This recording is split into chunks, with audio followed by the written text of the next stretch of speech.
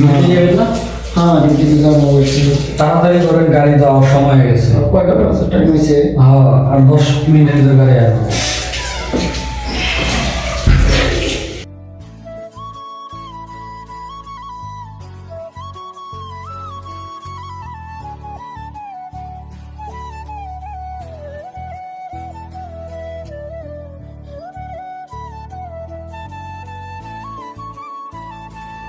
তোরা ভাই আক্রামে দিয়ে ডিউটিতে যাইব না, এখন ওদিকে ঘুমাইতে উঠে নেই।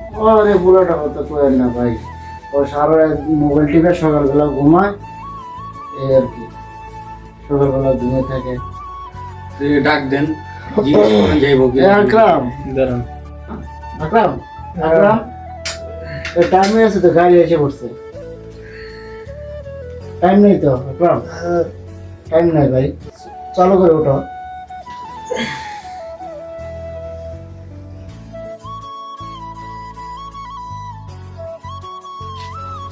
আকরাম তাড়াতাড়ি করো, গাড়ি তো 5 মিনিটের ভিতরে আয়া পড়ে।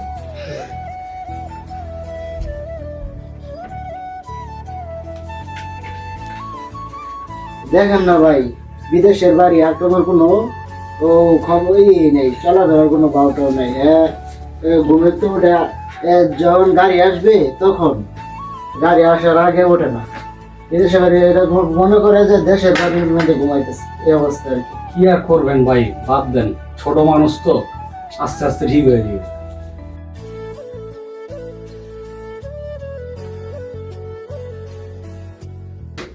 আকরাম তাড়াতাড়ি করো ভাই, গাড়ি আয়া পড়বে এখনই।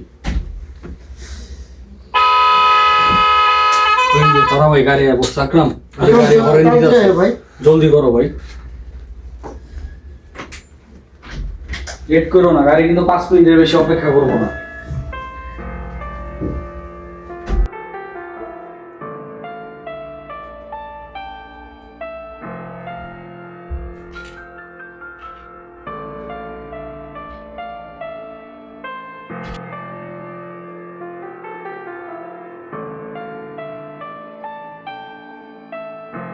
হ্যালো, কি অবস্থা, কেমন আছো?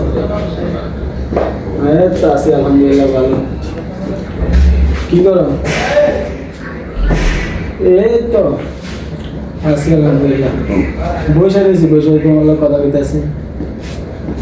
কই আছো এখন? বাসায় শুয়ে দিছ? ভিডিও কলে আসো। আর আসো না, একটু দেখি ভিডিও কলে, তোমার মন চাইতেছে। আরে মামা কি অবস্থা, চলো মামা বেরিয়ে গিয়ে চল।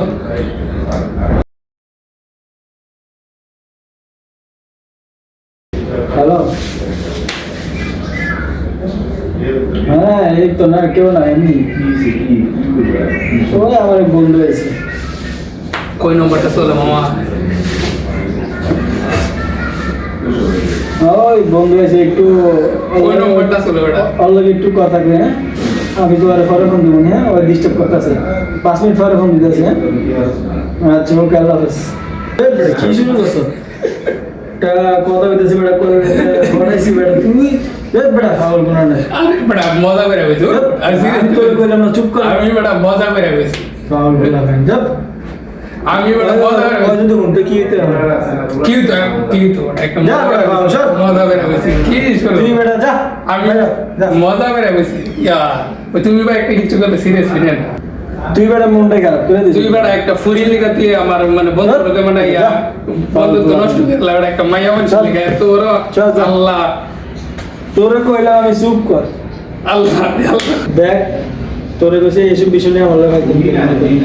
আরে বেটা আমি তো মজা করে কইছি। আমি সিরিয়াসলি নিয়ে নিবে ছোটখাটো বিষয়। দেখ মামা, তোরা আমি আজকে কইতেছি, নেক্সট টাইম আবার এই বিষয় নিয়ে কথা বলতে কইবি। সরি সরি মামা, সরি আমি বুঝতে পারি না তুই এতটা সিরিয়াসলি নিয়ে নিবে এই বিষয়ে ছোটখাটো বিষয় এতটা রাগ মামা, সরি। আচ্ছা মামা বিষয়টা বাদ দে। আমার মায়া নাকি নতুন পড়াইছো নাকি? ছবিটা তো দেখাইলে না, ছবিটা দেখাইও। চুপ, জাফর ভাই ফোন দিছে।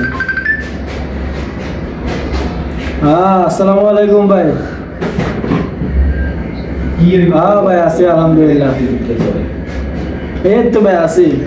আচ্ছা আমি সন্ধ্যা পরে আইতেছি। আচ্ছা ভাই, আসসালামু আলাইকুম। জাফর ভাই ফোন দিছিল কেন? ওই একটা দেখা করতে বলছে, সন্ধ্যা পরে দেখা করবো। আচ্ছা, এটা সিগারেট খাবো। আরে বড় সিগারেট লোকে নাই, চল তেলে দোকানে সব খাওয়া মানে।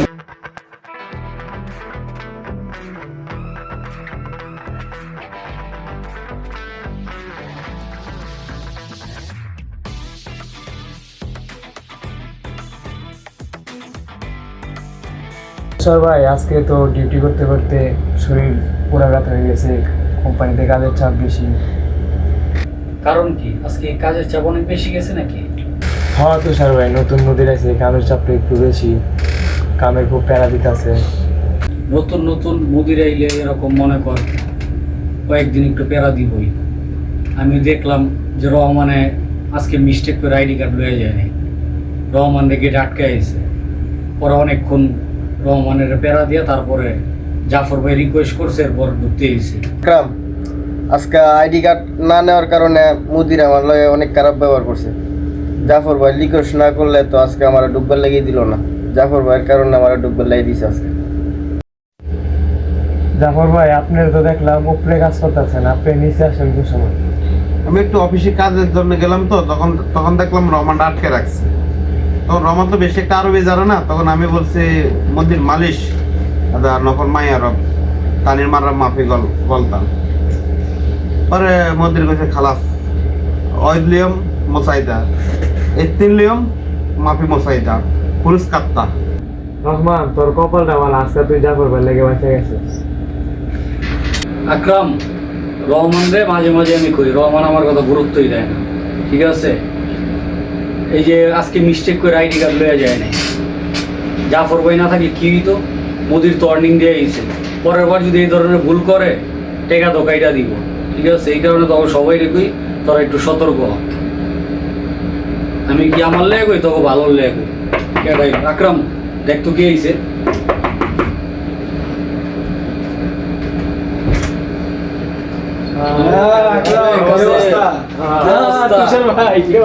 এই তো ভালো। আরে তারা ভাই, কি অবস্থা? আলহামদুলিল্লাহ, কি খবর? আলহামদুলিল্লাহ, আলহামদুলিল্লাহ। কি অবস্থা? হ্যাঁ জাফর ভাই, কি আরে কাদের কি অবস্থা? বসো। এই তো, কি অবস্থা? এই তো আলহামদুলিল্লাহ, ভালো আছেন? এই তো আছি আলহামদুলিল্লাহ। ফোন দিয়েছিলেন? হ্যাঁ, ফোন তো দিছিলাম, তোমার দেই নাই কেন? ফোন দিছিলাম। কই থাকো তুমি? তাই একটু কাজে কর্মে ব্যস্ত। ও তাই নাকি? এই কারণে তো তোমার দেখি না দেখে আমি ফোন দিছিলাম। দেখ আছো তো ভালো কেন? আছি, আল্লাহ রাখছে আলহামদুলিল্লাহ। এই আকরাম, চা বানাও, কাদের অনেকদিন পরে রুমে আসছে, সবার তো চা বানাও। হ্যাঁ? আচ্ছা ঠিক না আছে। না, দরকার নেই একদম দরকার নেই। আরে না, তুমি অনেকদিন পরে আসছো, চা খাই দাও। আচ্ছা ঠিক আছে। আকরাম, চা বানাও, জলদি বানাও। হ্যাঁ রহমান, কি অবস্থা রে? এই তো আলহামদুলিল্লাহ।